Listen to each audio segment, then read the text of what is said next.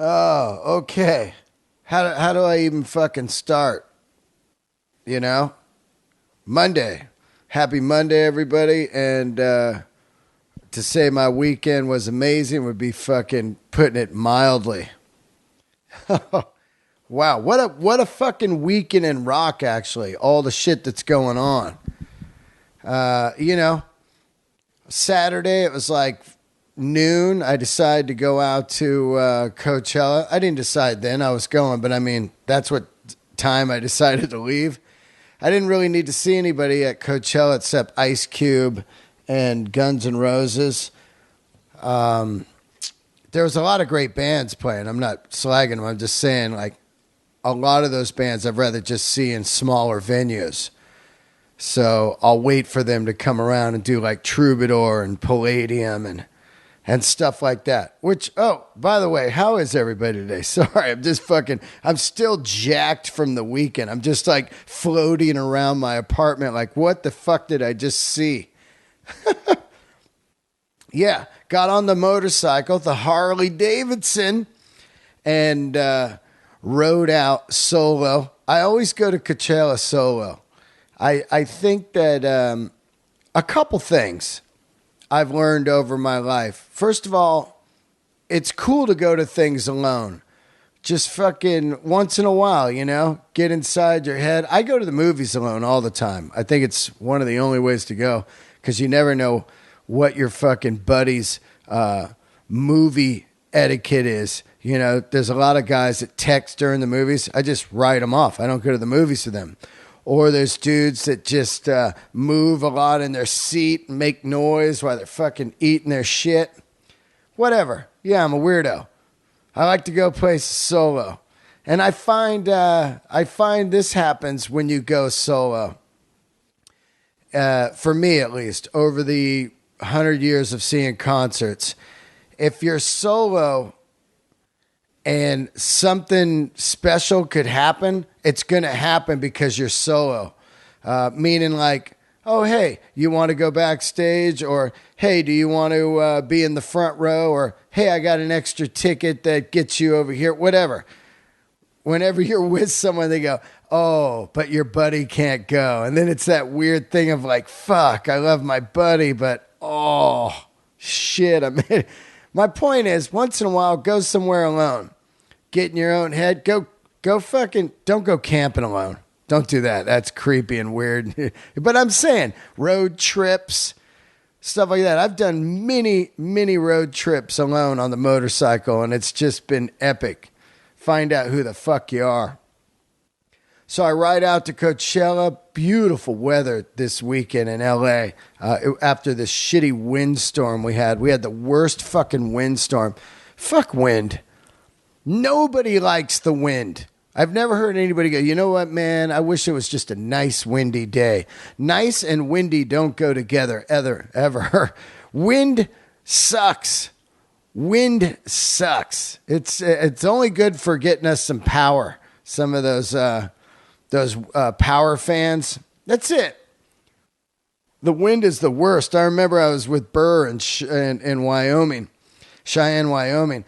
And there's nothing out there. So it's just fucking wind the entire time. And it just stopped me in my tracks. I was like, how is it so fucking windy out here? And Burr's like, they got no buildings, nothing blocking anything. It's just, I mean, if we didn't have any fucking buildings, it would just be, the whole earth would be a windstorm.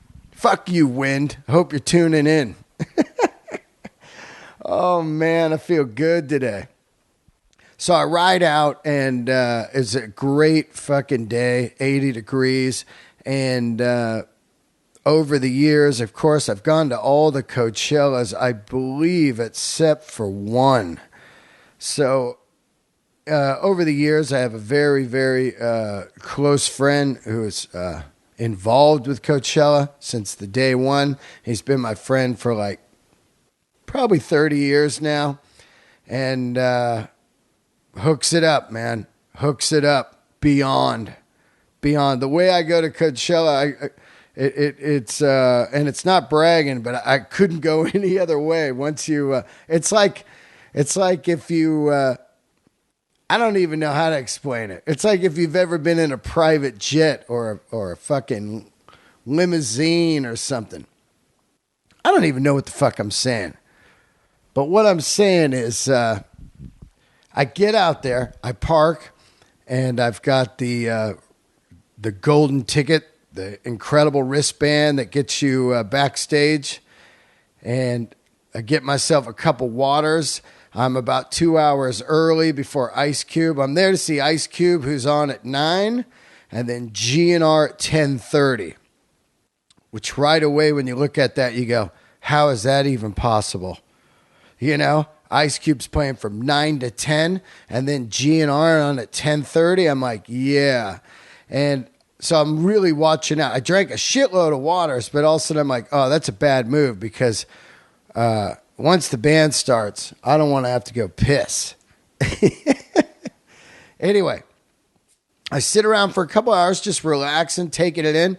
And who's the first fucking guy I see backstage when I'm walking in? Joe Walsh. Right away I go, well, this fucking day's going to be great.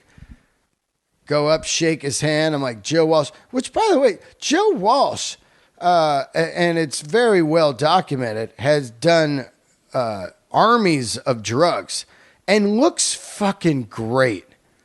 Some people, man, I mean, you know, I think the more drugs they did, the better they look. It's crazy. Of course, he's clean now. But what I'm saying is, some people do drugs and they just look haggard as fuck. I guess it's just Joe Walsh and that Eagles money. You just like, you know, you just get pampered because this guy looked fucking dynamite. He's like 20 years older than me and he looked way better than me. And he's such a great guy. I love him.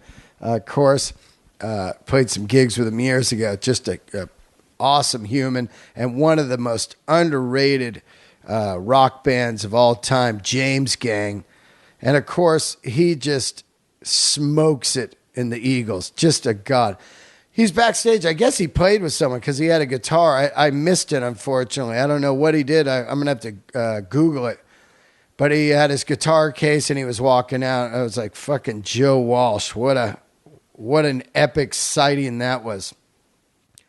So then I start making my way into the VIP area to watch Ice Cube, who comes on and opens up with one of my favorite Ice Cube songs, which is funny because Ice Cube put a record out about 5 years ago and it had a song on there called Gangsta Rap Made Me Do It. I don't think a lot of people heard it. Of course, it's the standard of most music fans.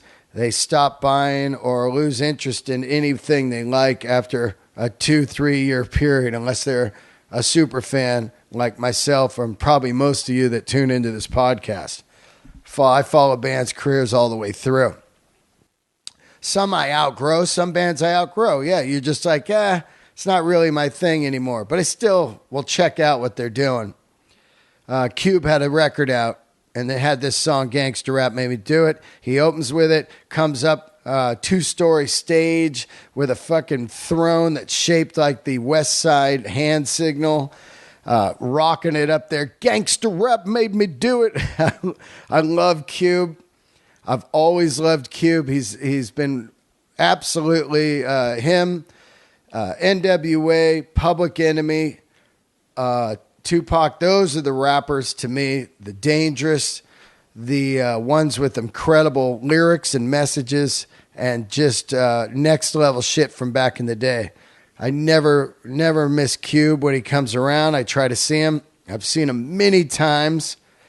All the way back to the Wicked CD at the Warfield. That was fire. I used to wear the Wicked shirt everywhere I went. I love NWA. I love the movie. I love everything about Ice Cube. The guy is smoking. He crushed it in Boys in the Hood. One of my favorite films. He also killed it on Three Kings. And I did a movie with him called The Long Shots, if you didn't know that. And I got to spend about 2 months with him out in Shreveport.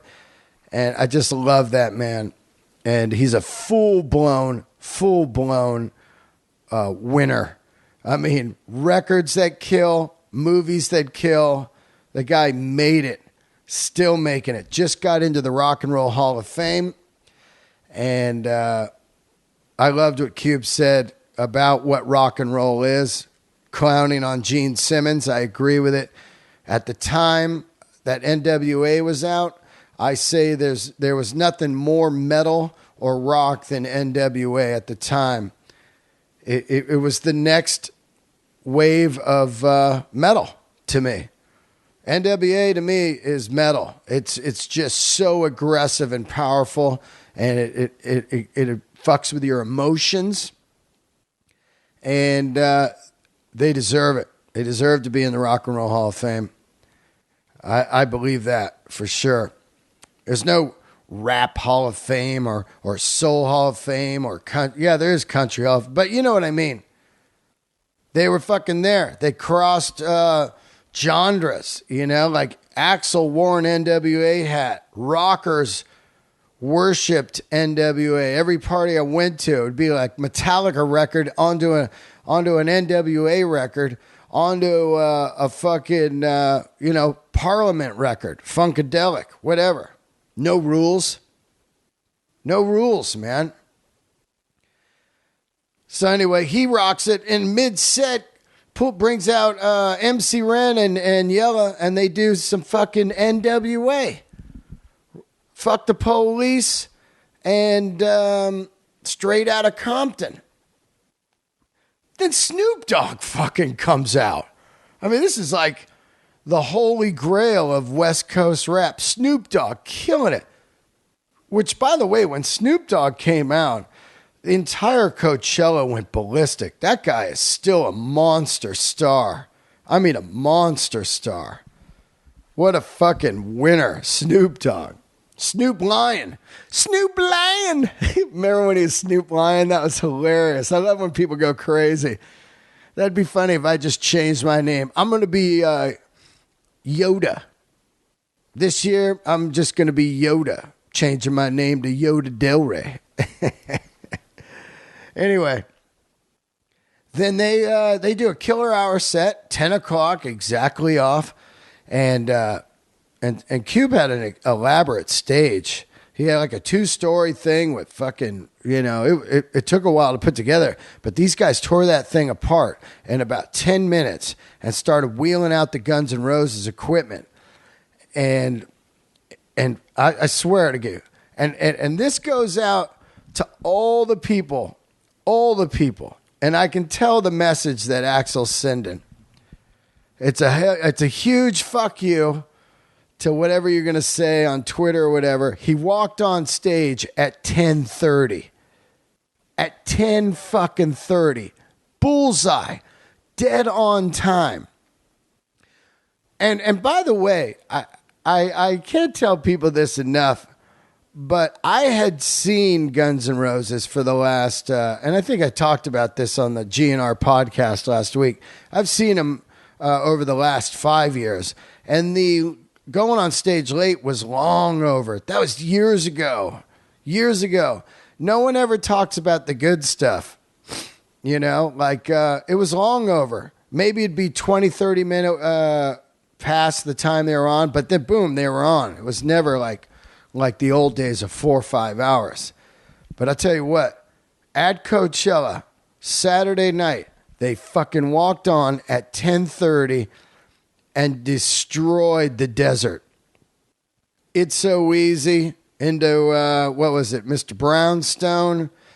I mean, fucking once again, destroying. And I'm leaving out a little factor. During, right when they come on, my buddy sees me and goes, "Oh, you're going in the photo pit," where I'm up there with only 4 people 3 feet away from the fucking band. So me thinking bummed I didn't see the Troubadour gig, this was way cooler. 3 feet away in front of 80,000 people. I'm in front of 80,000 people. I turn around, I see what the Guns N' Roses band is seeing. The view of sea of fucking rockers. And by the way, don't be delusional. People hitting me on Twitter like, these guys are going to bring rock back. this is the next coming and all that. No. You know, I'm not fucking dumb. That was a different era when people bought records and people went out and saw bands at a low level and followed them all the way through their career till they got huge, if they got huge. And if they didn't get huge, people didn't care. That was their band. That's a different era. I don't see that ever happening again. That's no computer era. That's no cell phone era. That's 10 TV stations, 12 TV stations at the most, with the fucking knob you turned or the early remote control with the clicker. 12 TV stations, a couple local radio stations. Once again, no cell phones, no computers, nothing. You had some books, you had some records, and you had fucking, a bicycle to ride around. And that sounds like some old caveman shit, but that's how people became obsessed with stuff they loved, because they were like, this is what I got. And that's how I became obsessed with music, of course, and Guns N' Roses. Like I've said over and over, favorite band on the planet. One of them, absolutely. It's three. It's like ACDC, Metallica, Guns N' Roses. What happens? Boom. Angus Young fucking comes out on stage. There's two of my favorite combo. I fucking got goosebumps right now telling you this story. He comes out full fucking outfit. A light blue Angus outfit I've never seen. It almost looked like it was one of his ghetto ones. Like, just give me the ghetto Angus suit. He comes out. Axl's like, we got a special guest. And by the way, 4 hours before that, they had announced that Axl will be doing the 10 gigs with Guns N' Roses, or with ACDC. Which I started thinking, all fucking planets are aligning for Axl. This guy has been drugged through the dirt for 15 years. People saying this, that, whatever. And I'm not some fucking rock buffoon, but what I'm saying is that guy carried the torch. He carried the torch. And they always say hard work pays off. And look here at the end. Everything is Axl Rose right now. 2016. Who would have thought that? Who would have thought? Crazy. He comes fucking rolling out. Angus, they break into a whole lot of Rosie, which was fucking great. Axl just killing it.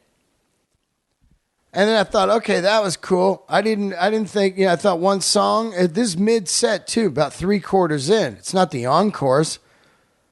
But then he says, hey, you want another one? And they do Riff Raff, which I haven't heard live in 100 years. And that's when I knew, oh, fuck, I need to see AC/DC with Axl. Now, here's my thoughts on it. Of course, I got thousands of tweets. People, all right, what are you going to say about it? And yes, I am fucking destroyed. Brian's out. It's still crazy to me.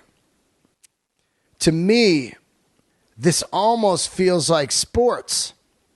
I'm not a big sports guy. I was growing up. I love sports. I do love the San Francisco Giants. I love the 49ers. And I love the Golden State Warriors. I love watching that shit. It's exciting. But I'm not like obsessed with it like I am with music. And I understand if you are, that's cool. Everybody needs their thing. But what this feels like to me is almost like sports. Your favorite guy got traded to another team because your other guy got injured or whatever. So they got a new quarterback. And with sports, I see a lot of people that are like, oh, fuck him. He went to such and such team. Sports is 100% money.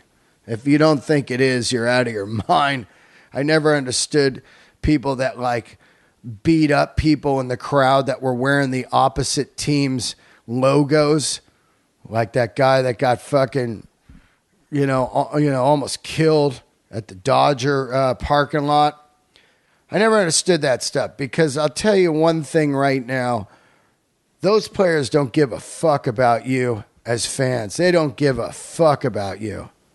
All they care about is making a giant check and playing in the NFL or the MLB or the NBA, whatever. They don't care who the fans are, and unless it's an old school world of sports. I'm talking about the new world, the old school where guys played on a team their whole career and they were like, I want to thank all the fans and all that.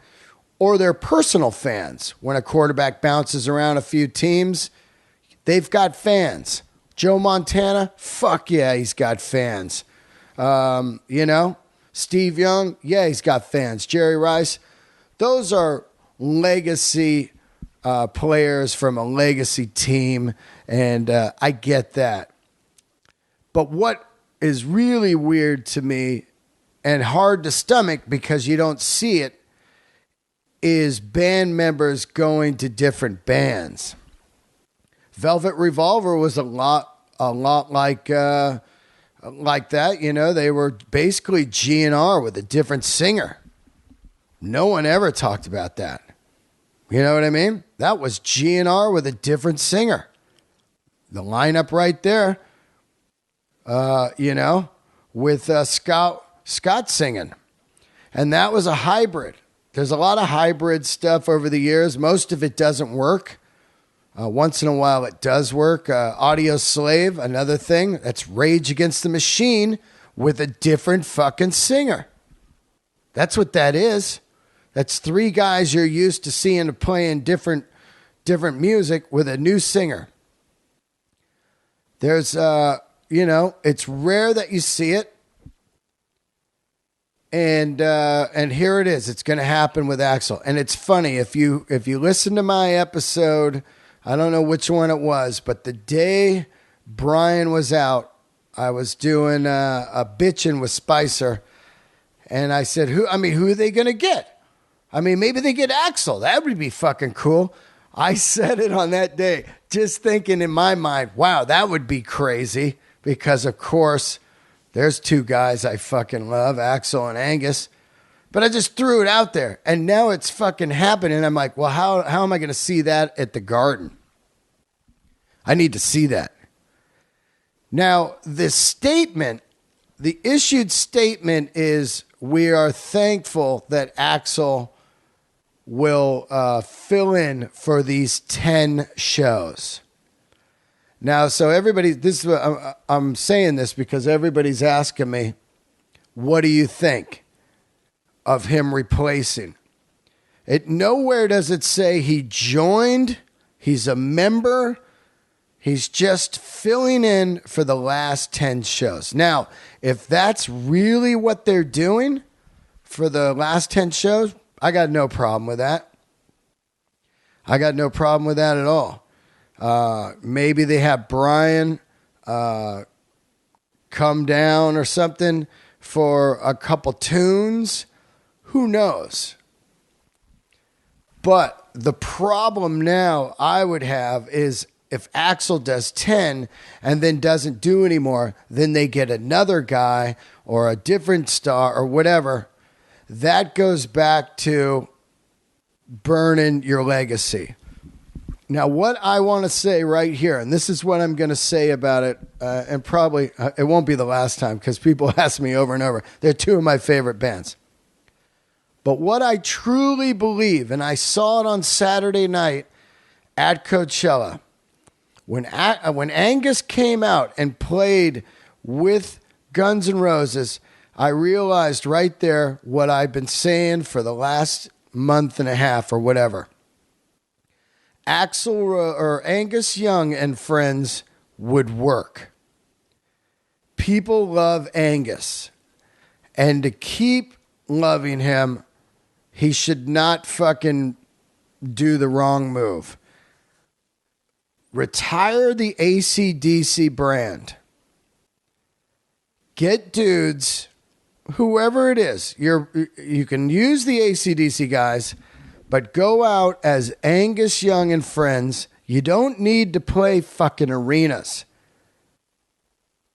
Play theaters. Play deep tracks. Because when Angus and Axl did Riff Raff, I lost my fucking mind. To hear some deep tracks as Angus Young and Friends, it would be epic. And I mean fucking epic. And it would keep the legacy clean. And it would keep the fucking brand iconic. And it would be super fucking cool to see. And it would easily be able to go another 8 years, which would put Angus about 70 years old. And probably, probably at the way he moves and plays, would probably be close to the end, unless he just stood in one spot, because he is a fucking monster player. And I would even watch him just standing in one spot in street clothes. I'm almost at that point to where I love Angus so much, I would see him in any kind of situation outside of ACDC. That's exciting to me. Even like acoustic Angus would be crazy. Never seen it. Anyway, that is my full, heartfelt feeling on this. After seeing him on Saturday, I truly believe that he could do Angus Young and Friends and look like a fucking hero and have dream scenarios for the next 8 years. Angus and some guys and different singers. Who wouldn't want to see that? Everyone. And I also believe that after the 10 shows, they should do some kind of monster residency somewhere.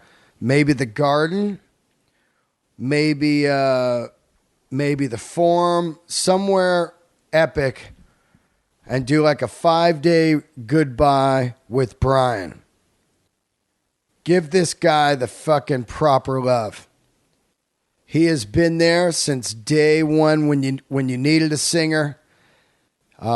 He's on the biggest record of all time, Back in Black. This guy is not some fucking slouch.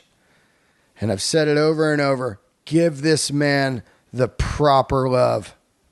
He deserves it. He deserves it. And it would be smoking hot. Say goodbye to everyone. Go out with Angus Young and Friends. And boom, everybody's fucking happy. That's my thoughts on that. One last thing before I get into the episode, which today my episode is my great friend, speaking of rock, no better guest to have today than Jim Florentine. From That Metal Show, also comedian, of course, everyone knows him. And great friend of mine. What a cool human.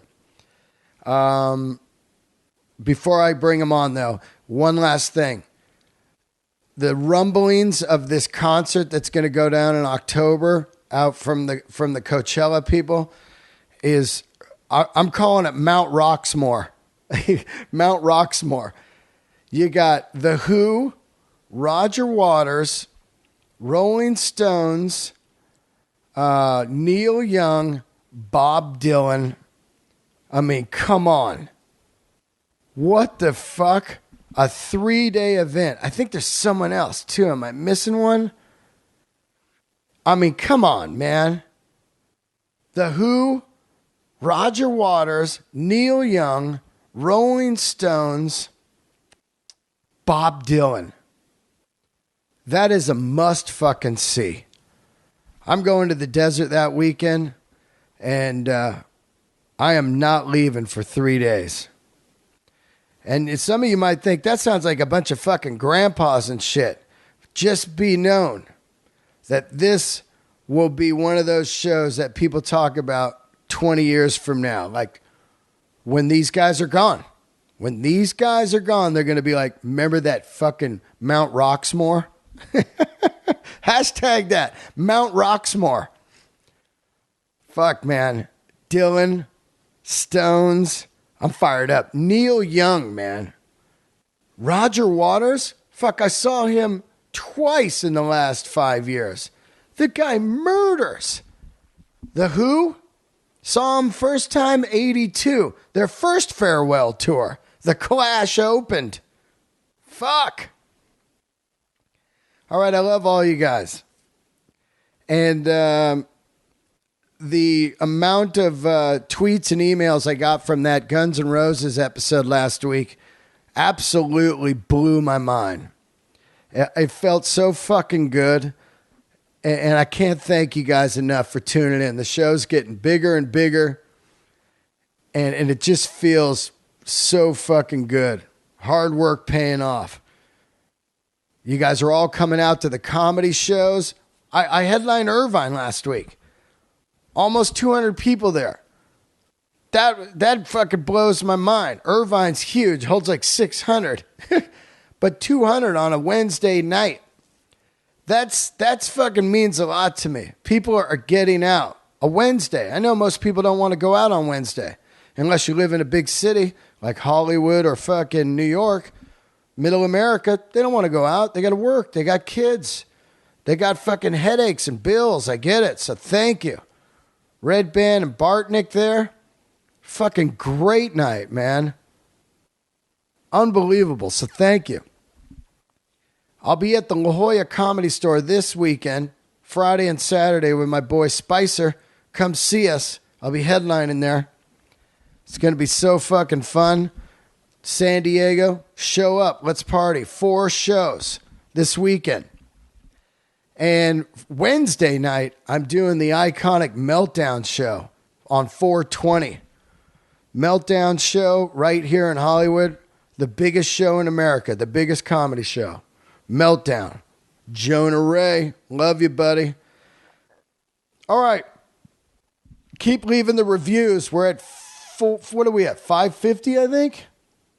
I think we're at 550 on iTunes. Leave those reviews. If everyone left a review, this show would go in the top 5. I guarantee it.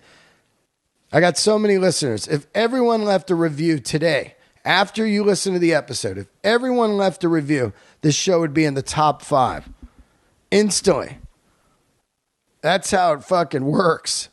It takes 5 minutes. It takes 1 minute. 1 minute. Boom. 5-star show. Candles lit. And you're out of there.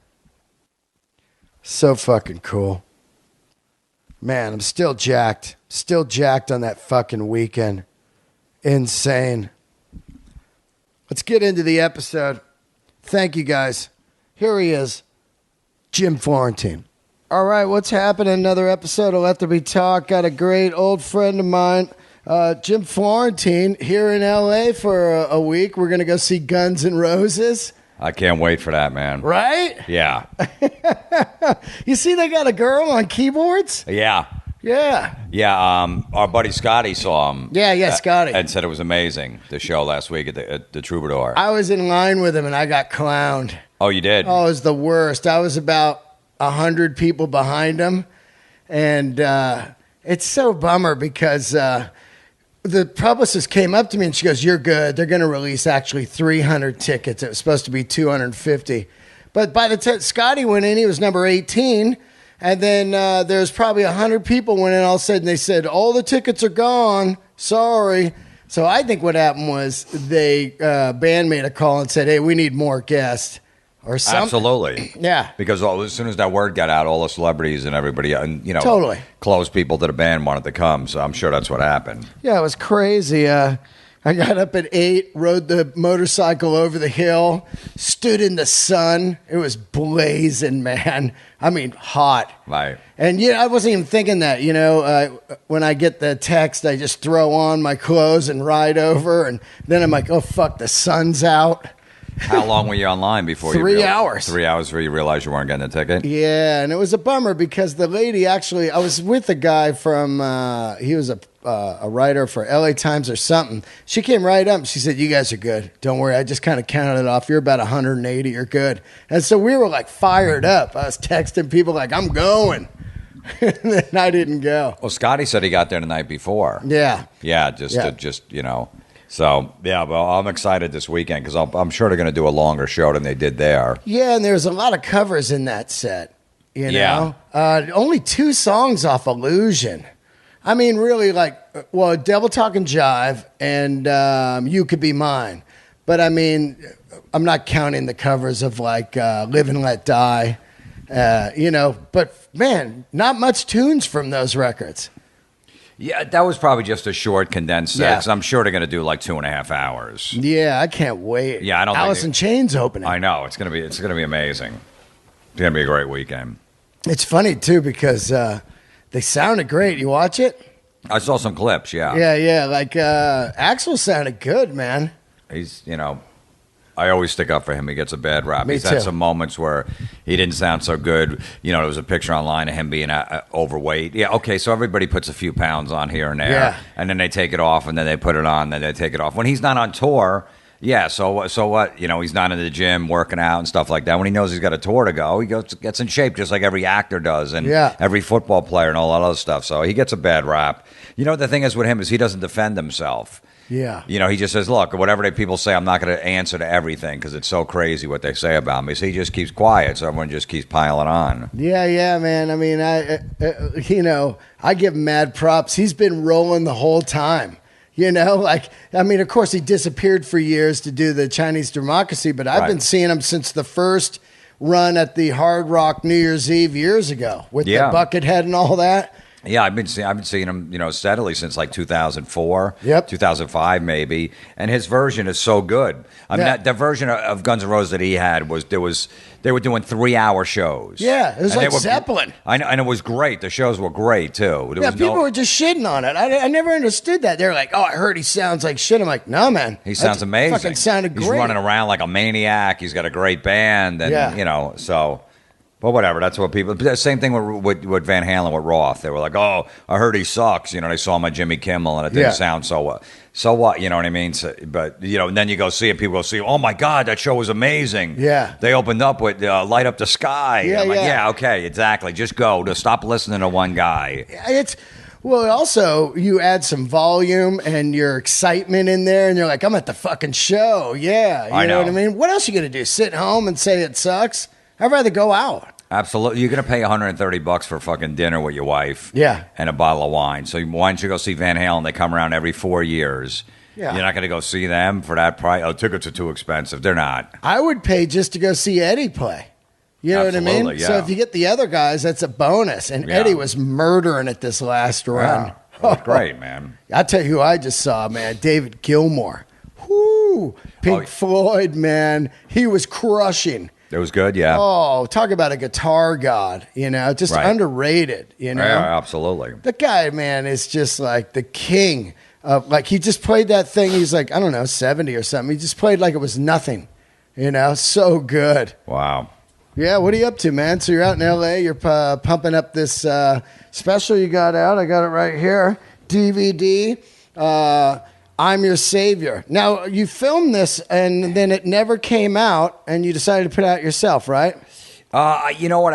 It was a one-man show I started doing like 4 years ago. Right. I did it probably like 20 times, and then I put it on the shelf about 2 years ago. I wasn't sure what I was going to do with it, and I just started working on some other stuff. I got busy with some other stuff, and then it's just been sitting there. I'm like, I might as well put it out. Yep. So, you know, it's a slideshow, too. It's basically the story of my life. Start when I was a kid, through whatever, growing up, you know, strict Catholic, altar boy, you know, heavy, you know. Jersey? Jersey, yeah. socially awkward, no girlfriends, in the pro wrestling and heavy metal. Yeah. If you're into pro wrestling and heavy metal growing up as a kid, you're not into girls. It's so funny that whole pro wrestling thing fully missed me. Like, I didn't even dig it at all. I was so into rock, but I never was sat down and was like, wrestling. All those guys at the store love it, And I'm just kind of like, I don't get it, Well, probably from age like 10 to 14. Yeah. Is when I was really into it. Maybe 15 or something like that. I got into that, and then once I realized it was fake, it took me till I was 15 years old to realize it was fake. Then I got pissed. I'm like, I'm not watching this shit anymore. And then I just totally got into the metal. I remember a few, like I don't know, maybe 7 years ago, a buddy of mine called and said, "Hey, Shane McMahon's in town, and he wants to go riding with someone.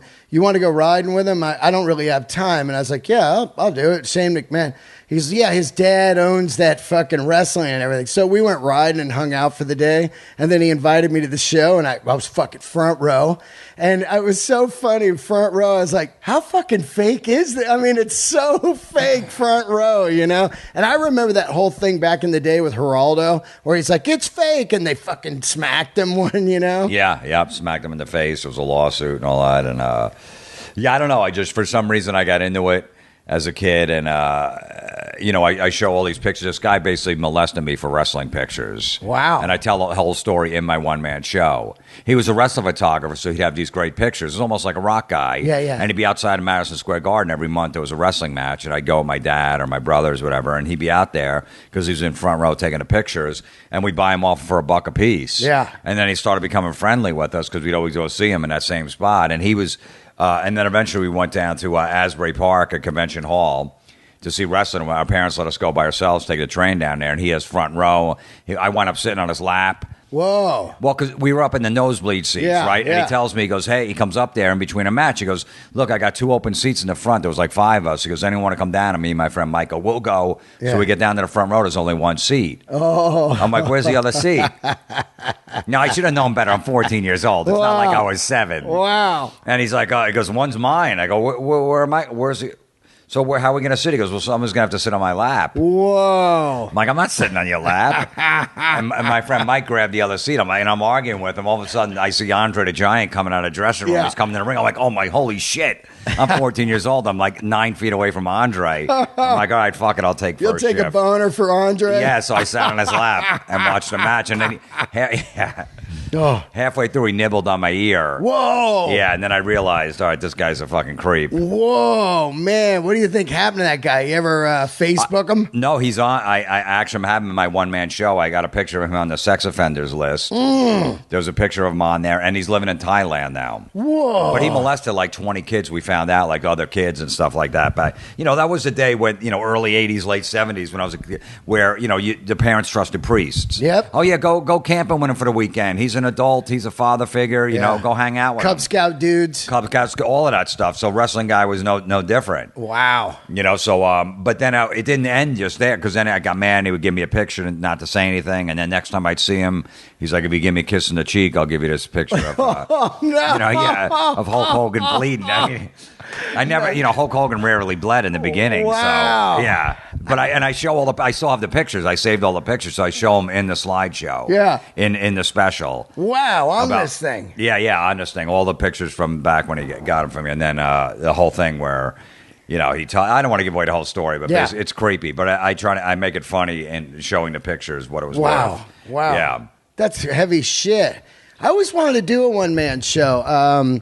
And how do you do it? Because it seems like it's a lot of fucking work, right? It took me 2 years to write it. Right. Yeah, and it's just, and then performing in front of like 5-7 people. Yeah. Like I would do this local comedy club, even though it's not a comedy club piece, on like a Wednesday night in front of like 7-9 people, whatever it was, and just work it out and record it, tape it, listen back to it and stuff, because it's more storytelling, so it's not set up punch, set up punch, set right, up punch. Right, of course. So it was tough to do. It really was. But I tell the whole running theme throughout is how I was always addicted to troubled women. Yeah. And it's always ended in a disaster. And I got it from my mom, because when my mom was younger, there was 7 of us she raised. My parents were married 33 years, but she would just take people in off the street. She was like Mother Teresa. Oh, yeah. Anyone, if she felt bad, I feel just bad. The Florentine flop house. Yeah, homeless guy be having dinner with us, or just anyone that was sick in the neighborhood couldn't afford. Yo, come on and move in here. I'll take care of you. Yeah. So I always that's the women I picked. Was the disasters that need to be taken care of. Yeah. I'm like, I'll let me bring her in, and I'll I could fix her and make her better. You dated Robin from Howard Stern. Howard. She was she? No, that's the exception. That was probably my best relationship I ever had. It didn't last long. Though. Yeah, because you didn't know how to deal with someone Probably, good, right? Probably. It was like, man, this is too. That was more of a schedule thing where our schedules. Just right. I weren't. remember you telling me that, but I was just wondering if she was. That was more of like we were both in between relationships. We both got long relationships and stuff, and we just started hanging and stuff. It ultimately didn't work out, but that was a great one actually. Yeah. Looking back. In the one-man show, I tell about an ex-girlfriend that I dated and I felt bad for. I took her in. Yeah. She ultimately committed suicide. Oh. I tell that whole story about the night I found her. I was up on stage and came back and found her in my apartment. And then it basically, after a couple of years to recover, she basically led me to my future wife. Wow. So it ends in a nice thing where I got a wife now and a kid. It was because of my ex in a weird way. But meanwhile, that blew up. So, so that's gonna be part two. Are you damaged goods now, you think, for women? Are you just like no more like relationships, you think? No, that last one was pretty brutal. The one before was even wow, the suicide one was even worse? I would say so than a divorce. Wow, well, I know, but I mean, of course, you're bummed you lose someone. She kills herself. But that's something you really can't foresee, could you? Like, was she like, I'm going to kill myself all the time? No, it was, she had depression issues. She had a lot of issues from her childhood and stuff like that, and adopted and all that, and So, but I always just thought she was going to be okay. Don't worry, I'm going to take care of you. It's going to be fine. Yeah. And there's a line in there where I basically, I think I could save her. So I'm like, that's why I call it, I'm your savior. I'm like, don't worry, Yeah. So, I wound up afterwards. I wound up going to this spiritual healer, like a medicine man. Oh yeah, yeah, and in Jersey. No, out here. I flew out to L.A. to see him. Oh, of course. I was going to say that shit don't exist in Jersey. You gotta come out here where the hippies are. Yeah. So I come out here, and I basically he's helped me through it. I'm telling him the whole story. He's helped me through it. And I'm like, I thought I could save her. And he's like, first of all, he goes, you're not God. He goes, you're not saving anybody because you're wearing a Judas Priest shirt. Who do you think you're going to save? That's a line in there. You're wearing a Judas Priest shirt. You're not saving anybody. I did. I think I had the British Steel shirt on. I had to go save him. Yeah. I'm just thinking Cinderella the whole time. Somebody save me. Yeah, that would have been a good run. Was she a rocker? Oh yeah. I love Manson. Where'd you guys meet? Oh, of course. See, there's your red flag right there. Right, yeah. The Manson typo negative. Was she a stripper? No, she wasn't. I know it sounds like it. Yeah, typo negative. Yeah. Manson, but then she also liked Slipknot and yeah. She liked the dance music too. Right, a little bit of both. But she killed herself in your house. Yeah, my apartment. Wow. Yeah. In Jersey or New York? In Jersey. Wow. I was opening for Dice. I was on stage at a theater. Wow. And you come home? Yeah. Wow. And it was weird because I almost felt like this surge. I was telling in the show. I felt like the surge when I was up there. This weird fucking surge that went through my body. Yeah. And then when I got off stage, I got a phone call from her telling me, hey, I can't do this anymore. I'm sorry. I can't take it. I love you. I just want to let you know. Crying. Whoa. Right when I got off stage. And I'm like, why? I looked. I'm like, why? She knows I'm working. Why would she call? Yep. And then I rushed home.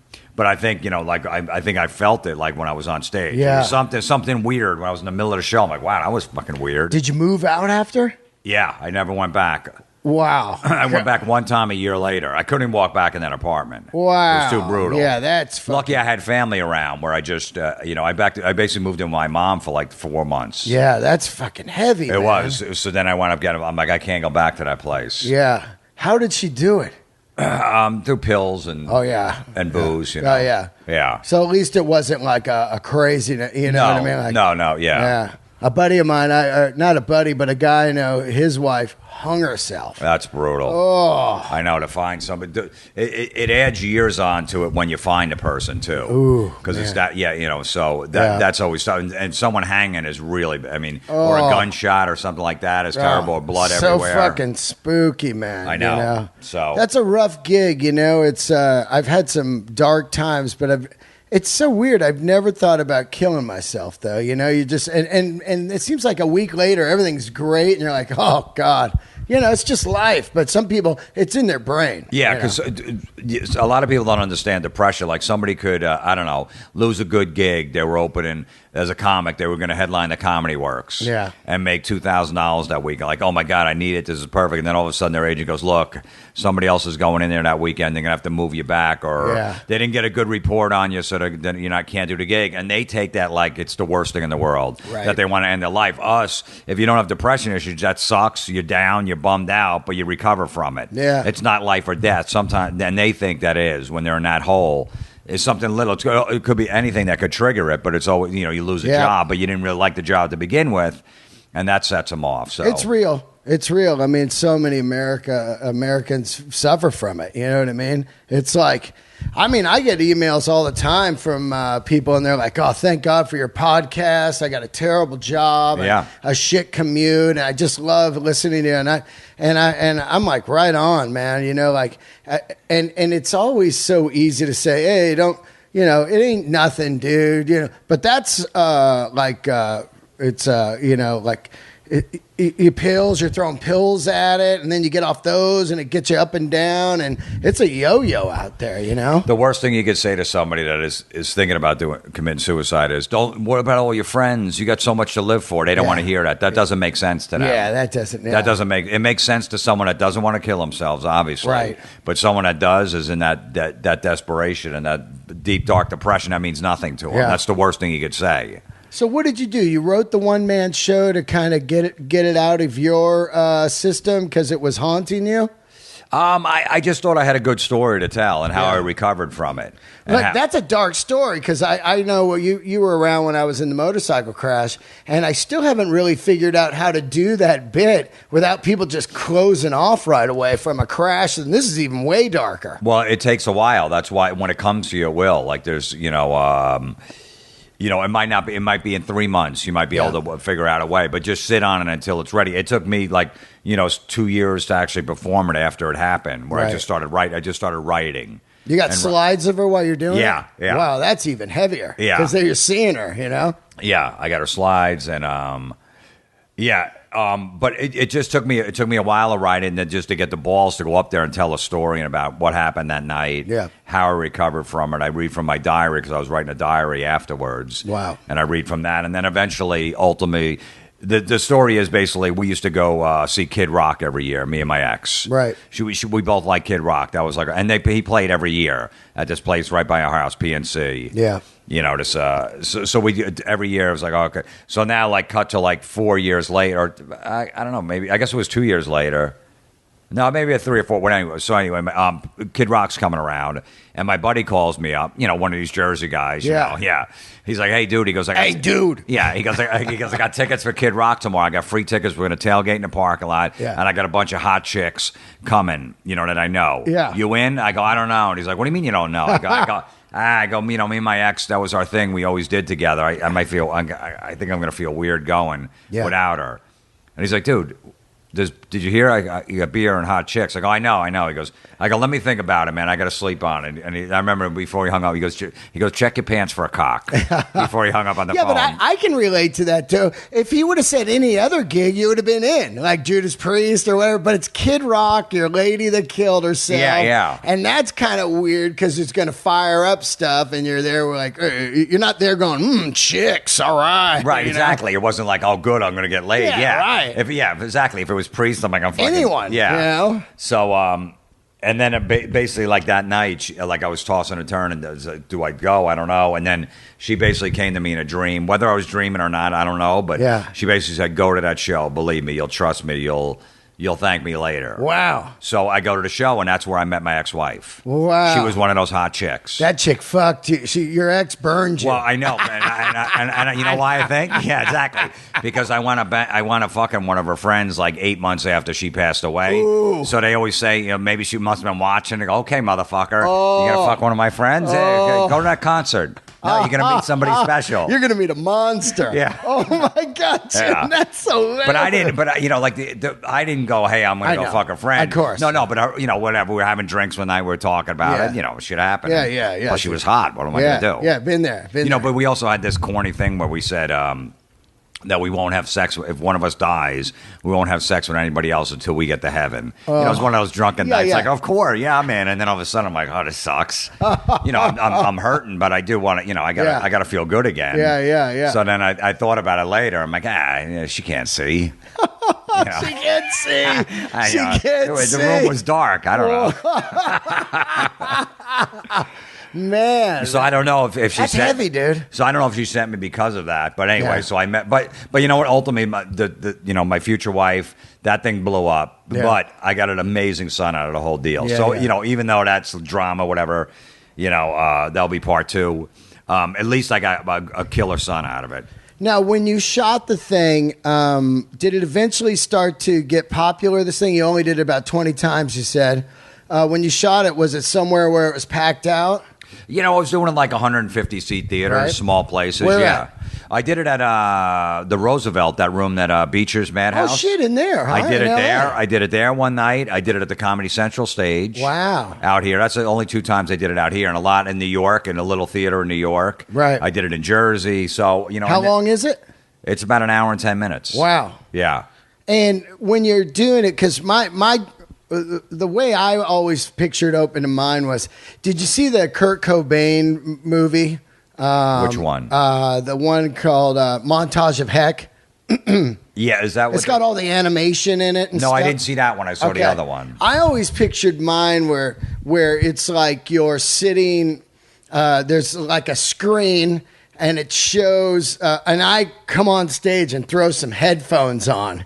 And then you see behind me the screen of like the Kiss record dropping, and then footage of the Dynasty tour, and to Right. full fucking blast to really get the old wow, to see how I'm hooked, But it's so elaborate. Did it get billed bigger as you started doing it? Not really. I wanted to kind of keep it simple. I definitely needed a slideshow to show in pictures my transformation from short hair to long hair. I was always the good friend because I was socially awkward and with a bad mustache, because we all grew mustaches when we were like 18, so we look older so we can get liquor. Yeah. So we yeah. didn't have to show ID. That's why I 21. grew this one. I wanted to look You older. wanna look It's older. working. This fucker's working right. Yeah, I know. Yeah, it is. Would you ever go a mustache now? Maybe. I don't know. I had it for a long time. It looks bad. I showed the pictures where I have the bad mustache in the show. And then all my friends were in bands and they were getting laid and they had long hair. Oh, yeah. And they're like, dude, become an asshole. Stop being a good friend. Shave that bad mustache off. Grow your hair long and you'll get pussy. Tell me that story real quick before we go on about your buddy, your boss had short hair and you met a couple chicks one night and they wouldn't fuck. And then you said, throw a wig on. You guys ran into the chicks again and they Tell that story, dude. He was my landscaping boss. I had long hair. This shit is hilarious. Yeah, this is 100% true. So I worked for this landscaper. I had long hair. He had short hair with glasses, like a nerdy looking dude with a mustache. Yeah. So I tell him all these stories because I was DJing in a rock club. This was like the late 80s. I was banging chicks left and right. The girls used to act like guys back then. Yeah, They would fuck you, and then the next night, they would blow you off. Yeah. Oh, yeah, sorry, I lost your number. And they would be hooking up with somebody else. They didn't follow you around or stalk you or anything. So Friday night, there's nobody else around. All right, I'll fuck him. And then the next night, when you go, hey, how are you? Did you good. It's And true. they blow They're you like, off. Dude, get over it. Yeah, I'm exactly. Like, what? Like, look, I thought you liked me. Yeah, look, I fucked you last week. You're lucky you got in there. Just God. move on. Because people don't believe me. I'm like, I'm telling you, they were acting like dudes. Yep. So I'd go into work in the morning and tell him all these stories. Like, and he was single. He's like, holy shit. He goes, you got to hook me up with one of these girls. Yeah. So there was these two girls that I met at the rock club. And I said, let's go to lunch. So we're landscaping. Yeah. So we show up there at lunch. We have lunch with them. And we're just talking. And I'm like, so we should all go out tonight. And one girl goes, look, I'm sorry, but I only like guys with long hair. And my boss, And he that's was real. older, and he was older than Yeah. me. He was like 30. I was like 20, and he's like, what does that mean? But I'm a good guy. He goes, she's like, I'm sorry, but I only like guys with long hair. I'm sure you're a nice guy, but it doesn't work for That's me. some Jersey chick stuff there. You know? They were like Brazilian. I forget. They're like Brazilian chicks or something like that. So I told him afterwards. I go, look, let's go to the mall and get you a wig in a Halloween store. I go, put a wig on. I go, I'm telling you, they won't even. He goes, They won't even know it was you. I go, tonight, I'll tell them I got a record producer friend because he lived in a friggin' nice, beautiful house in the woods with a jacuzzi in the back. I'll tell him, you're a producer of Metallica. Yeah. You produce Metallica record, and this is your house in Jersey, and we're going to go over there, and he's got a jacuzzi, and we'll have drinks. He's like, yeah, but they just saw me at lunch. I go, I'm telling you, they're so stupid. So we went to the mall. We got a fucking long hair wig, almost like a Howard Stern wig, but it was brown. Yeah. And he fucking put it on. Straight Britney Fox wig. Yeah, like a Britney Fox wig, exactly. And we knock on it, and he hated heavy metal. Like he was like into like, fucking the band and shit like that.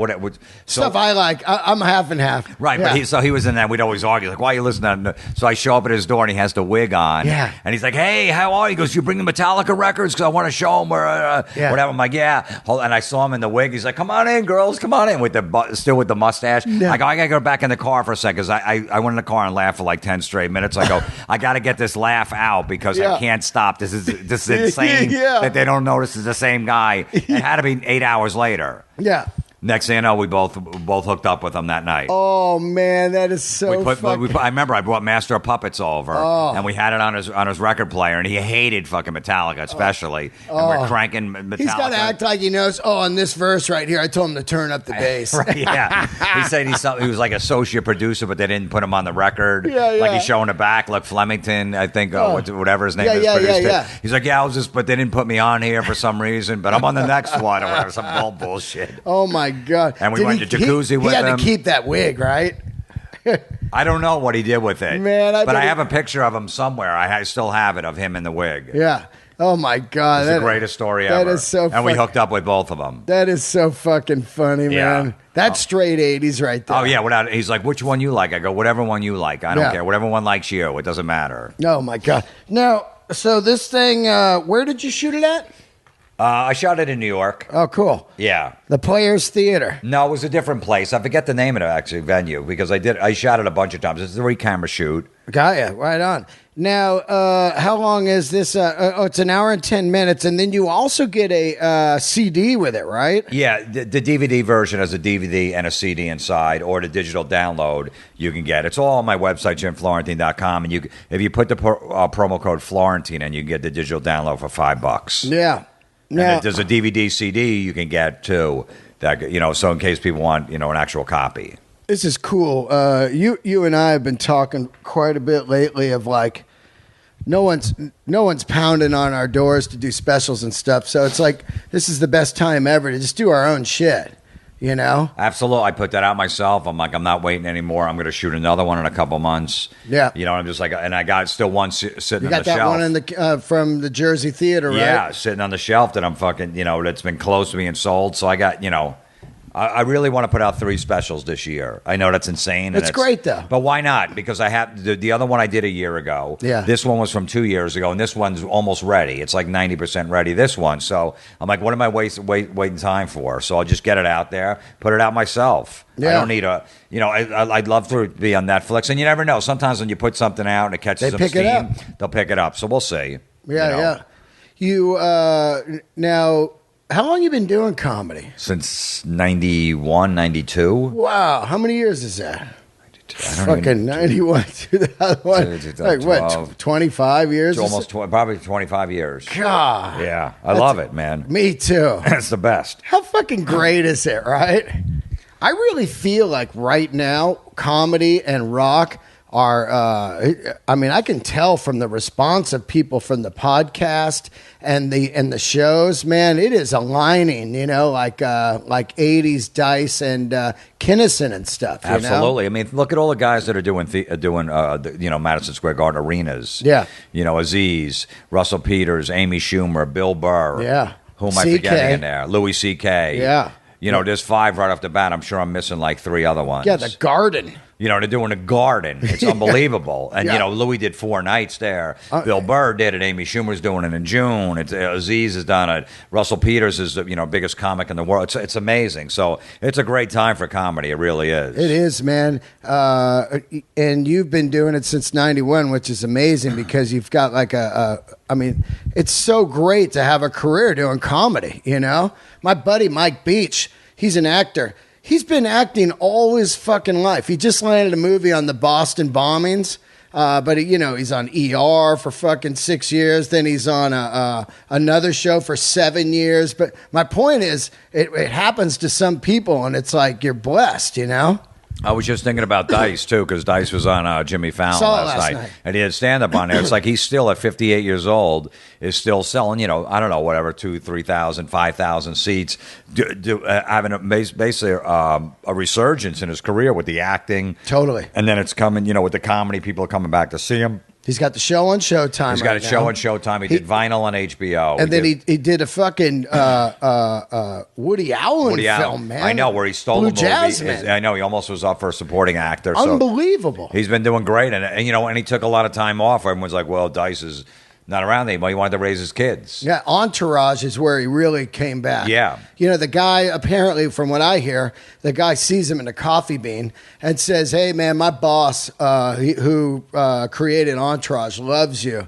And he's all, yeah. And he's all, yeah, you should come meet him. And next thing you know, he's in the next whole season. And it was a fantastic storyline. The guy, I think that Dice called him out, if I'm not mistaken. So put him on the phone and call him right now. Yeah. And he called the guy right now. And right there. And Dice got on the phone with him. He's like, well, let me come in and read for something. And the next thing you know, he's reading for something. What a great role. Him and Johnny Drama are doing a cartoon, the Johnny Bananas or whatever it is. Yeah. And, oh, my God. It's amazing to see him still around because I'm 50 and you grew up with him also. And it's like that guy could completely be long gone. Name a dude from the 80s right now that's working besides Seinfeld and, maybe a couple other dudes in a big, huge current level. Yeah, I know. There's some guys that are still doing the clubs and stuff, can still make a living. But look, I always, when I get in, look, you set goals, but I just said, if I can make a living at what I love doing, I'm good. That's it, man. I remember when I was 36 years old, I was still paying my bills in change. I would bring it down to the local supermarket and put it in a change thing. I'm doing that right now. Where they take like 18 cents on the dollar, those motherfuckers. Yeah, I just did it over there at the Coinstar. Yeah, Coinstar. What a bastards. I know, because I'm like, I'm not rolling this shit. I know. Fuck it, man. Rolling.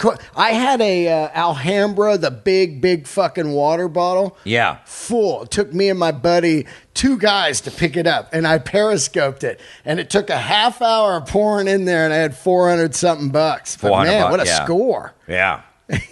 But that's what I did. So I remember at I think I was 36 and I was paying change, and I'm like, shit, man. My friends were all living in houses, got a family with 2 kids, big house. I'm in a little shitty apartment, and then I wound up landing a commercial.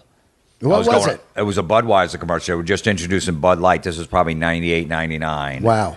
They were just introducing Bud Light over in England. It was a series of like 4 commercials. And it was a one lump pay of like $17,000. Wow! And I'm like, holy shit! I was probably like $30,000 in credit card debt. Yeah. I was barely making my bills. I was paying it in change. I had good credit, so I was just putting shit on credit cards if I needed it. Yeah, that's like new tires for my car, whatever. You keep that good credit, man, and you're gold. You're gold. So I was using 3 different cards. I was switching it 6 months, no interest here, moving them around. Yeah. I got that $17,000 in my pocket, and then I got one like a month after that, another commercial for like $8,000. What was that for? That was for Samuel Adams, and I wasn't supposed to do another beer commercial for a year and a half. I'm like, fuck that, I don't give a shit. Yeah. I'm gonna $8,000. I'll go up to Boston they for a ain't day. gonna find us. Yeah, even if they do. So I already cashed a check, and I took all that money, I put it right to my credit cards, and pretty much paid off my credit cards in one lump sum. That's what I did with the Cube film. So I got a big amount of money, and then I realized on that film that I was going to start doing comedy, and just killed a credit card, and then put the rest in the bank and said, I'll live on $20 a day.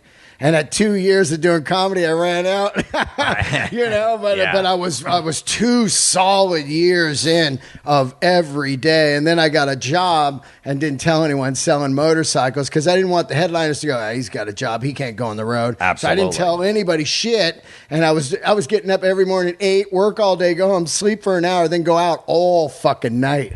Yeah, you know? No, you have to do that, man. Yeah, because if you got he's got a day job, so they'll fan you. Let me give it to a guy that doesn't have a day job that really needs it. So yeah, which is crazy to think, because it's like I really needed it because that's why I got a fucking job. You know what I mean? Like that's how rock bottom you are. You're like, oh, I got to get a job. And if people are listening to this, they're like, hey, everyone works, motherfucker. But when you're trying to get somewhere in comedy, a job will really fuck you up. You know? Well, and you don't know, like the thing with comedy or in show business, you don't know if you're going to make it. You have no idea. You're not putting money away in a pension or 401k.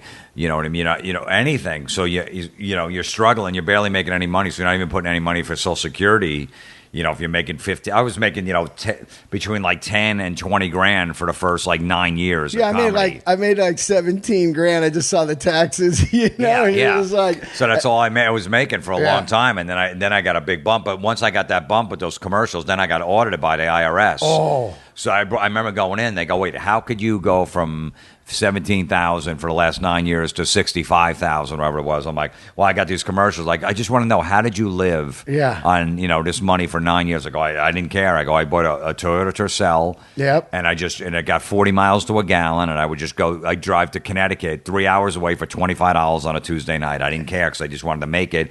I was living with my parents, or I was paying $280 a month in rent. It was me, Jim Norton, and my ex-girlfriend living together. The rent was $800 a month. Wow. And we're splitting it 3 ways, and we're living right outside of New York City in a shithole. Wow. And I had a Toyota Tercel. I got 40 miles to a gallon. $50, I'll take it. 75, all right, I'll take it. $100 for the weekend, no problem. Yeah. And that's how, I didn't care because I stopped basically working 3 years in this doing stand-up because I was working like 5 nights a week. I was making $25, 50 or whatever, but I was getting by. Yep. I was still living at home for a while. Then I moved in with Norton and an ex, so...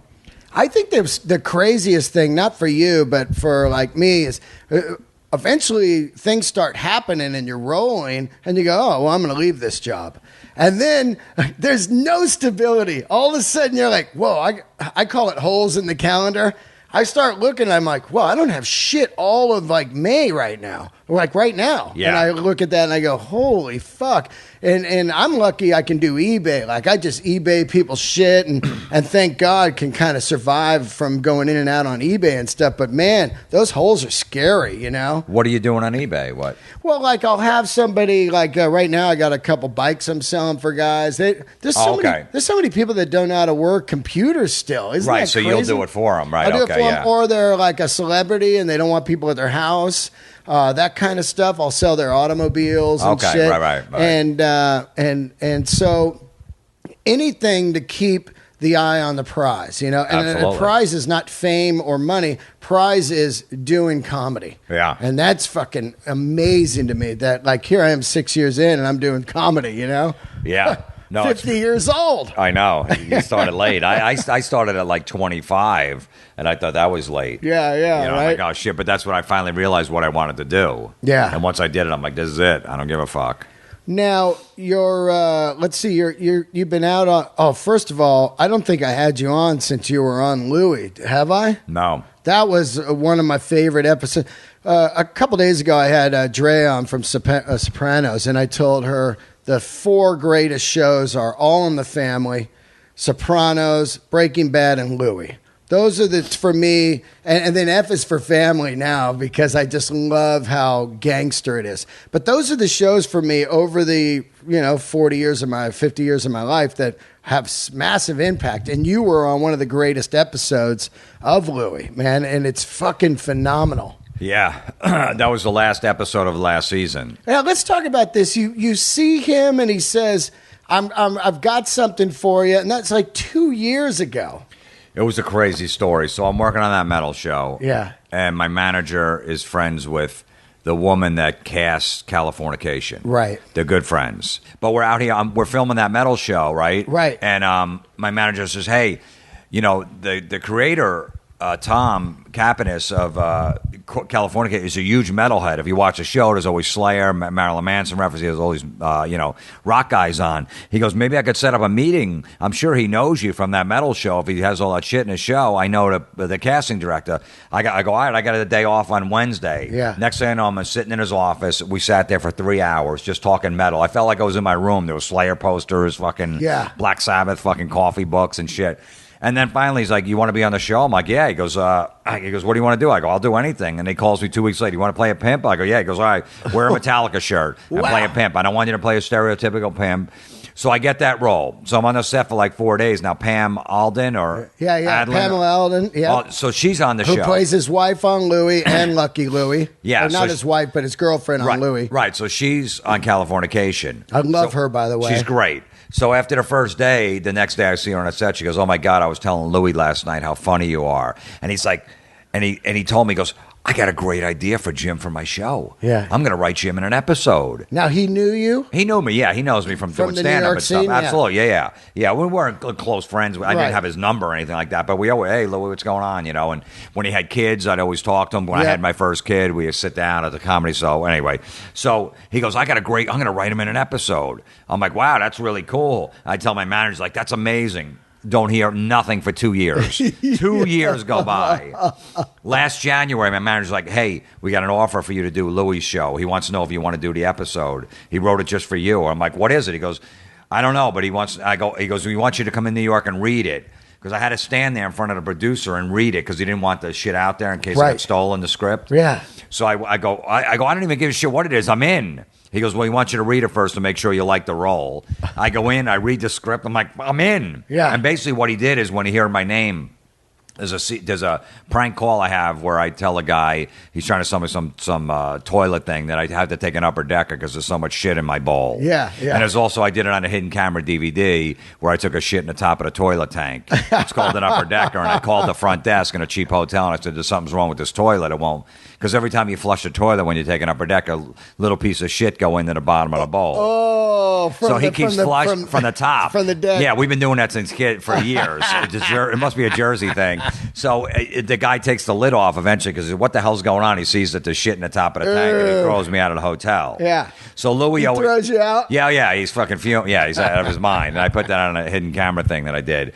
And then I did it in a prank call. Louie always remembered that fucking upper decker is so funny. So he writes upper decker where I die from taking an upper decker in the episode. And I guess the episode obviously was another comic opening for him. And he's, it's they have to incredible. share a condo.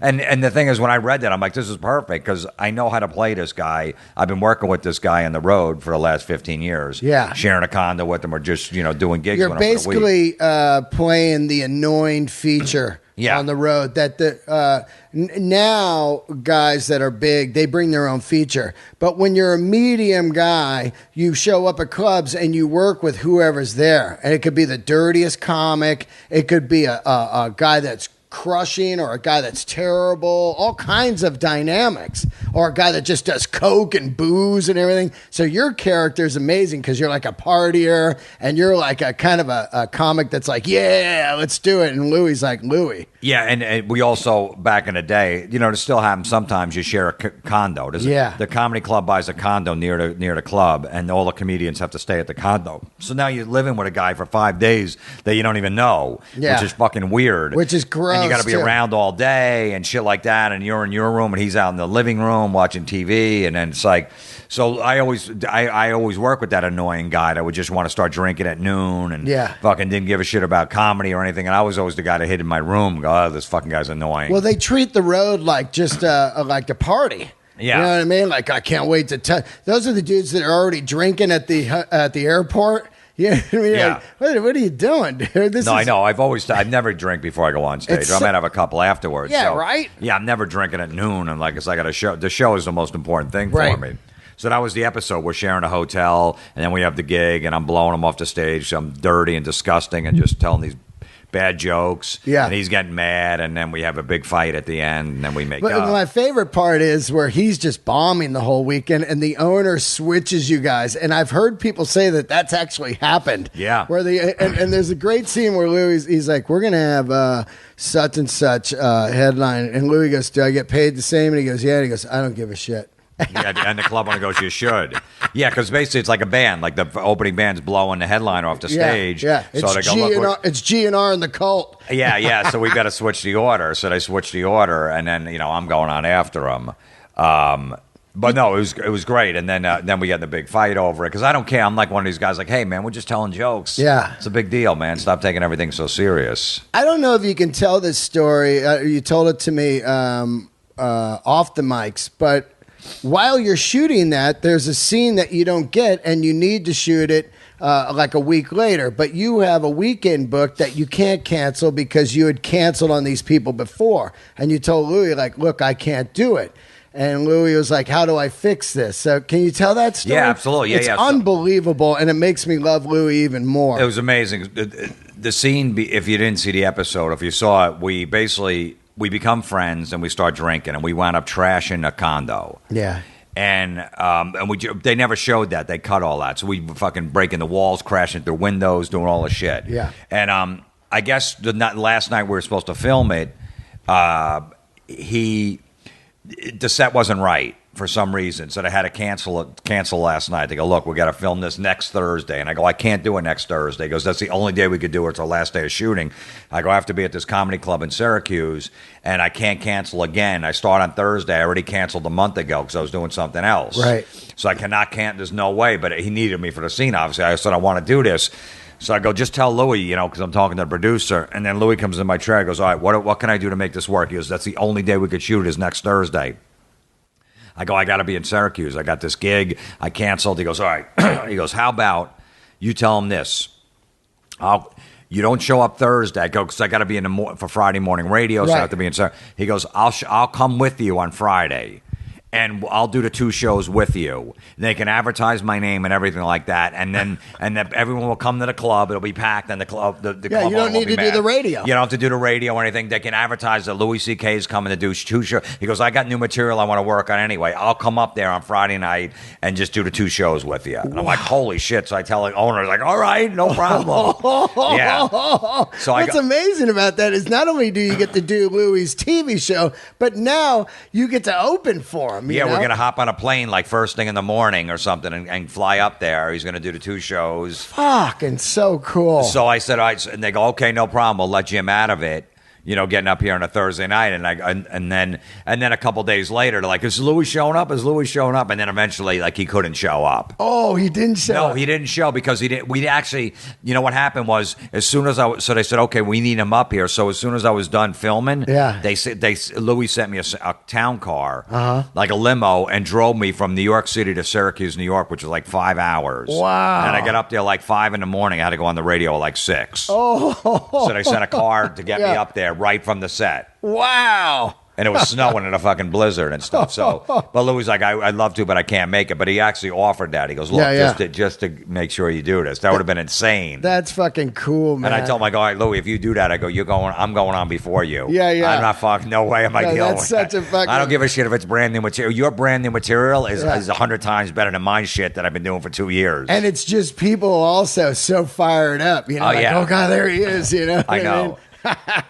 So it was such a nice gesture by him too. I love that guy. What a great show to be on, because Louis, the actual show, man. There's a episode, the 3 episodes where he's going to get the Late Show possibly, and I think it could be some of the best TV I've ever seen. It's got David Lynch playing the guy teaching him how to do a late show. Yeah. And it's 3-part episode, and then at the end, like, Chris Rock gets it or whatever. Yeah. But or Seinfeld. But it's just incredible this show, and it's a bummer it's gone, but he's got the new one now, Horace and Pete, which is cool. No, he's still doing a show. I don't know. Well, he hasn't shot any. You know what I mean? No, well, that season just ended in right.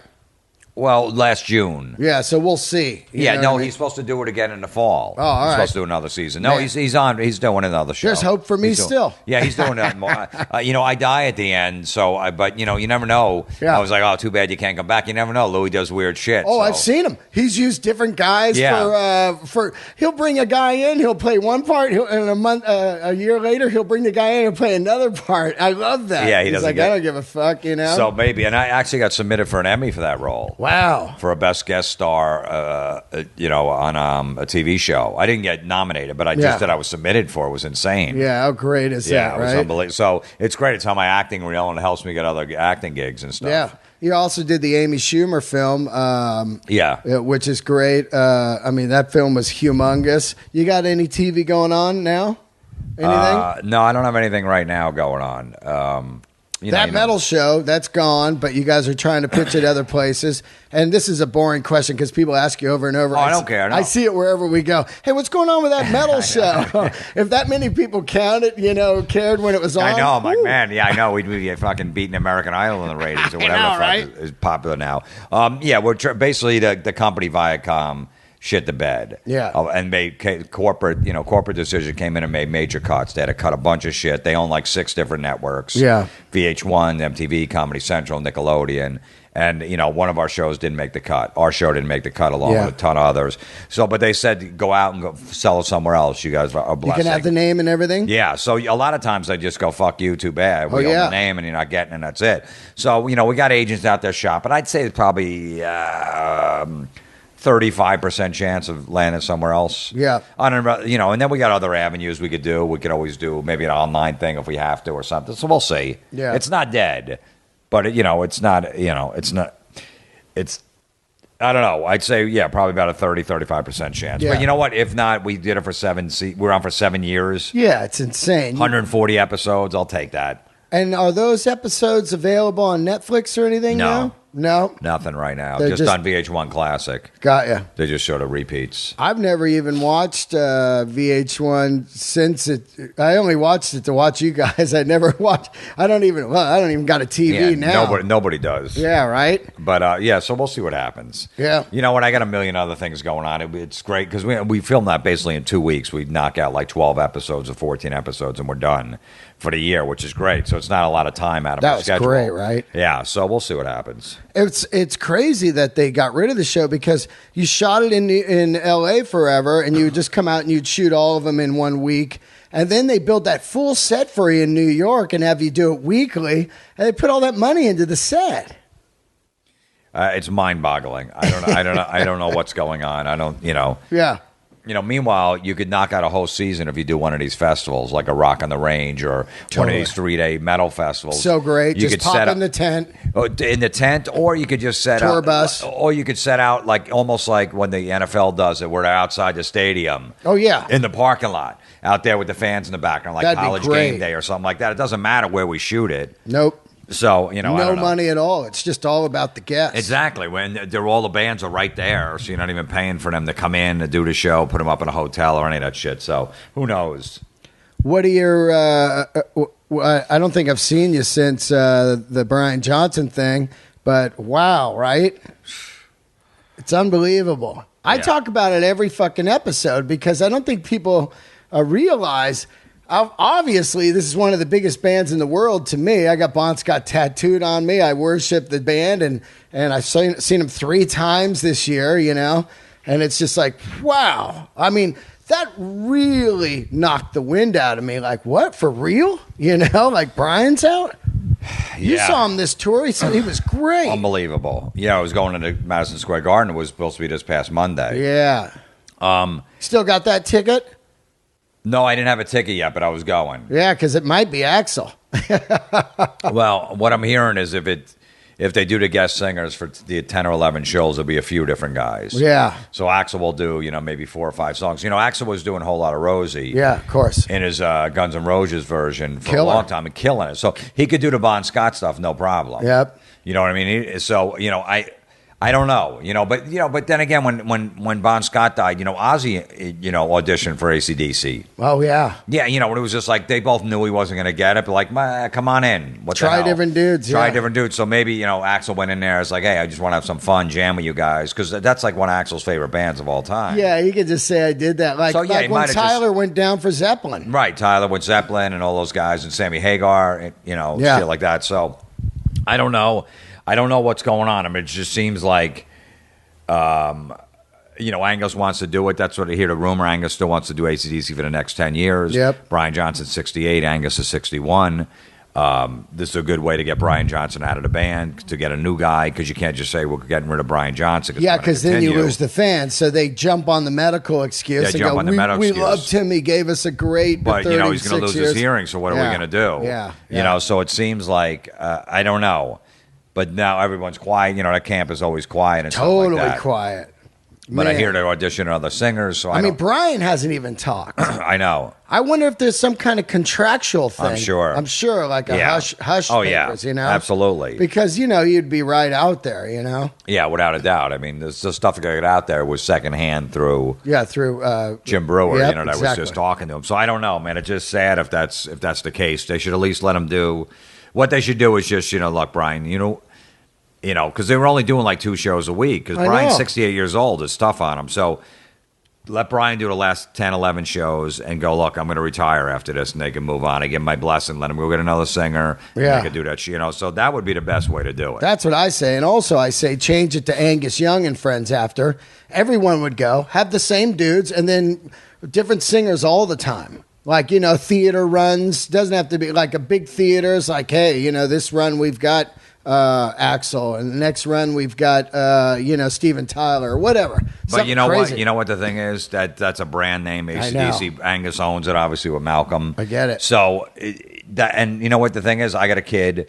In 3 years from now, if Angus is playing with some tribute guy, they used to be in an ACDC band somewhere, and he sounds amazing. Delray, you mean? Yeah, exactly. Yeah, Yeah, I'm gonna go see him. Yeah, Dad, someone would be like, playing. Dad, you know that singer. Yeah, I know. I'm like, all right, maybe we'll see if we can get backstage. It's so funny because I look at it. It's like people go, "Hey, man, would you do that if you got it?" And it's like, man, it's fucking hard.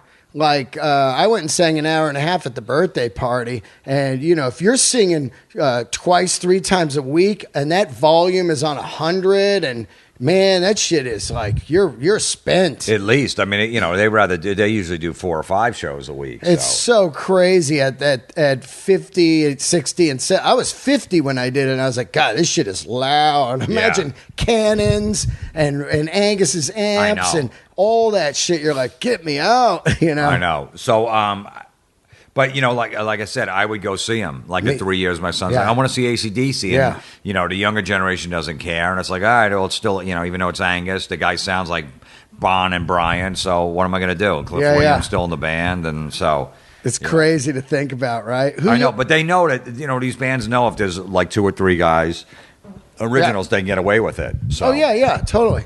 Who are you listening to right now? I don't. There hasn't been anything really that great that I've been listening to, anything new. Yeah. I haven't really been searching out. That metal show's been off for almost a year now. Yeah. So I'm usually in that mode where I'm always trying to find new bands so I can help promote them on the show. But I haven't really been into it. I've been just busy with other shit, so I really haven't. Like the new Megadeth, the new Anthrax I got, I've listened to it a couple times. I haven't really, not that I don't like it, I just haven't had time to really just dig into it. Yeah, I hear you. I hear a lot of stuff on XM, when I'm like in a rental car or whatever, and then I'll be like, oh yeah, there's the new such and such or whatever. But I mean, I got a wall of records over there. I'm pretty much good right now. Yeah. I was just listening to the Plasmatics on the plane. Oh, so great, right? Oh yeah, I was listening to Beyond the Valley of 1984, which is like almost like a punk metal record, which I love. Yeah. Coup d'Etat is their masterpiece. Oh man, that's a great metal record. But that shit, Master Plan and Sex Junkie, it's great and shit like that. I haven't listened to that in a while. I'm like, this is so fucking good, man. I saw the guy solo, John. What was his name? Along the Mohawk. Jean or whatever his name is. Jean-Claude Van Damme. You know what I mean? Yeah. He had a crazy name. Yeah, with the guy with the mohawk. Yeah, I saw that guy solo. Really? Yeah, and he had the songs along the Mohawk or whatever. He had kind of a semi-hit on that record, and I saw him at like the Stone or something. But wow, what a radical that band that was, I wish Wendy O was still around, man, because they would be popular. Like they were, she was the originator doing that shit. You know what I mean? Gangster, blowing up cars and shit on stage. I know, and those old TV shows and doing that shit and chainsaws and the electrical tape on her nip. I saw her. I remember a front row. They were opening for Motorhead. Yeah. And that was her solo band, Wendy O. Williams, when she did the solo thing, It's My Life and all that shit. And I was in the front row as a kid. She's in her underwear and fucking just electrical tape on her nipples. Yeah, chainsaw. And I'm 17 years old, and I'm like, oh my, this is the hottest chick ever. She had those big fake tits. Oh, yeah. I was always a Plasmatics fan. I got to see him a couple times in Wendy O. solo, so that's what I was just listening to. And I see you have a Motorhead No Sleep Till Hammersmith. Yeah, I just got that. It's the 180 milligram reissue. It sounds so good, man. They put a extra No Sleep Till Hammersmith, like a whole other Bite the Bullet and a bunch of other songs that didn't make the original. Yeah, I got that on iTunes. I love that, man. It's great, right? It's like half the Ace of Spades record. It's the whole show, you know? Yeah, which is great. This is so short because it's one vinyl. Yeah, you know, and I'm kind of surprised at how many songs they fit onto that vinyl, you know? But wow, this record sounds great, man. I think it's the Motorhead record that you need, you know? Like if you're out there, like all the live records to me are great. If You Want Blood, No Sleep, the bootleg, Aerosmith live bootleg I was rocking a couple days ago. All of them are great, you know? Yeah. The live records, you know, Kiss Alive 1 and 2, those are the ones, Peter Frampton, Cheap Trick Budokan. Well, I think the theory was that they couldn't capture a great sound in the 70s with some of that stuff. Like the Nugent Double Live Gonzo, Unleashed in the East. Yeah. You know, the music just popped once it was live. Strangers in the Night, UFO. Longer arrangements. Live and Dangerous, then Lizzie. Those records are just fucking classics. And Frampton Comes Alive was another one. That's the big one, man. Yeah, Do You Feel Like I Do? 12-minute version, you know? I know. He, you know, he's touring with Bad Company, right? No, it's them and Skinner. Oh, them Peter Frampton and Skinner. Oh, Bad Company. Who are they with? Bad Company and someone else.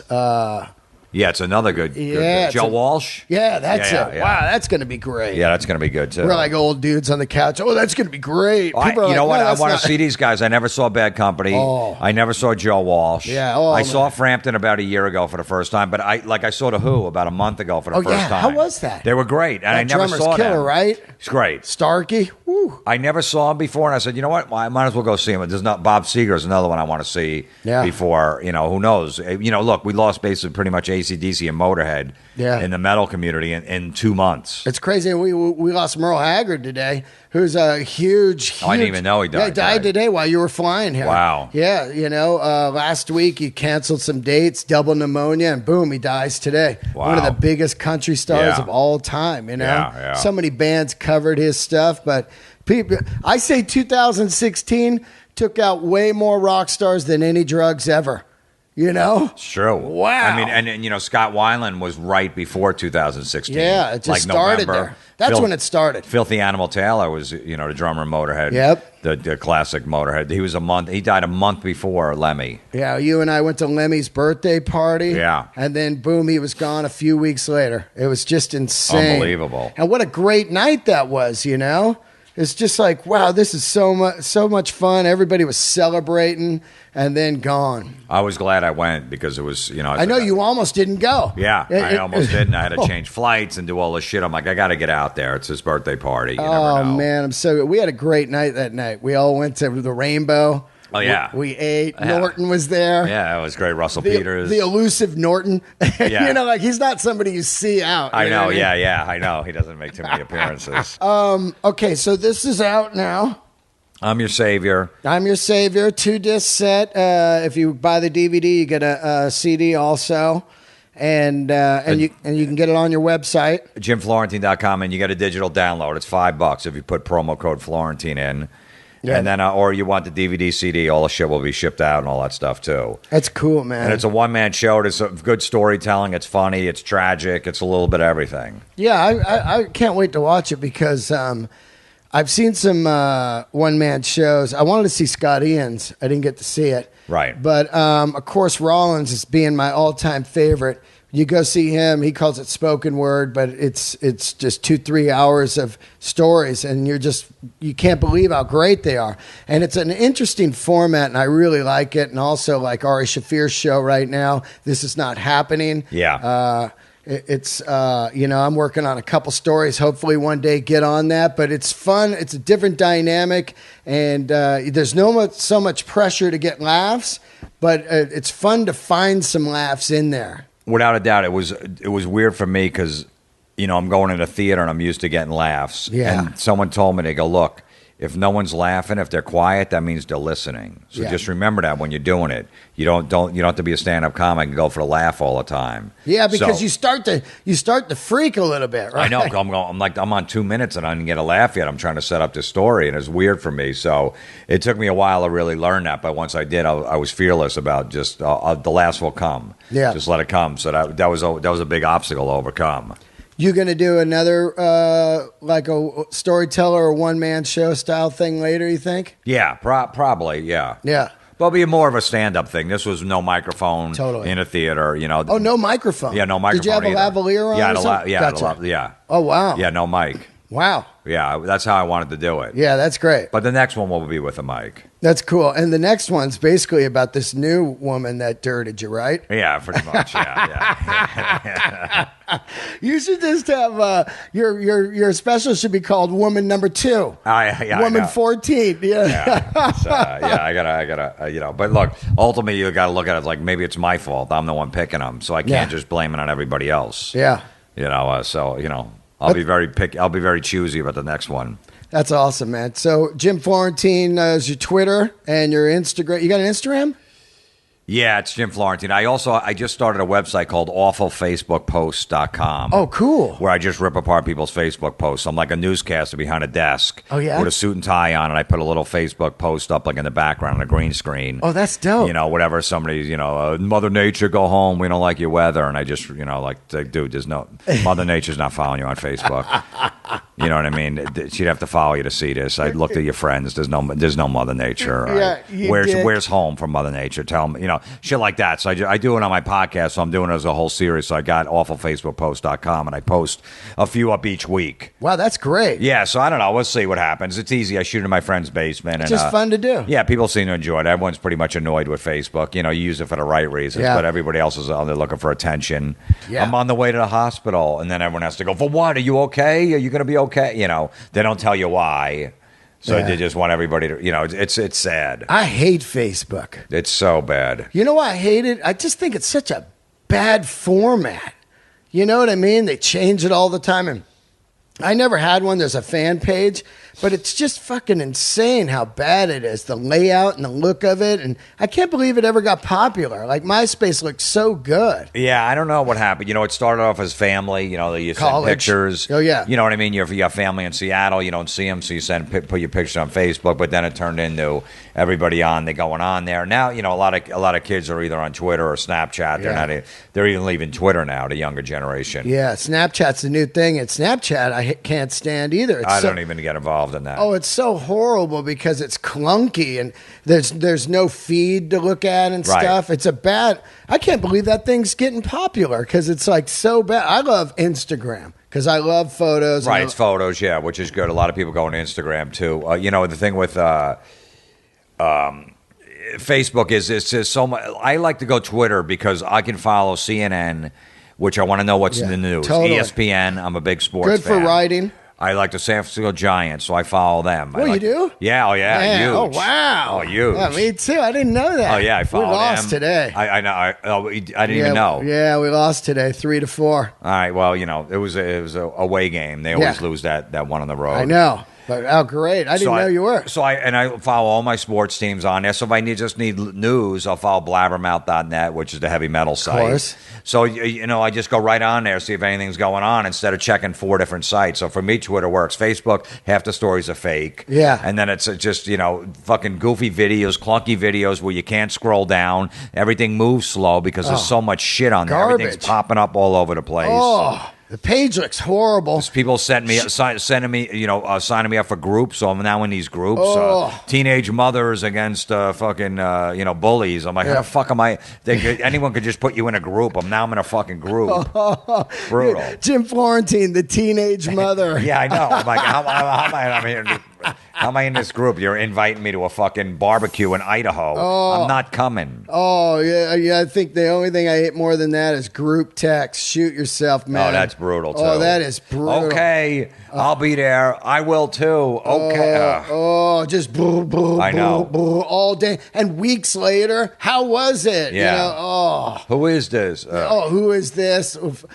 Lost my phone, new numbers. Oh, eat a dick. Just say you don't know who it is. Yeah. Why do people still use that one, you know? Hey, new phone, broke screen, who is this, you know? I always, when they say that, I go, your mom. All right, that's right.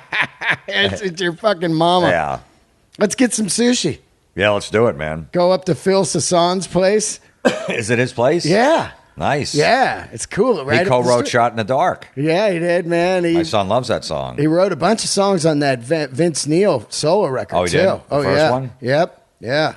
Had him on the podcast. Great dude. Cool. Yeah, I never met him before. All right, cool. I'm glad you're in town. You're in town for the weekend or whatever. We're going to go see Guns N' Roses, and I will talk about it on Monday.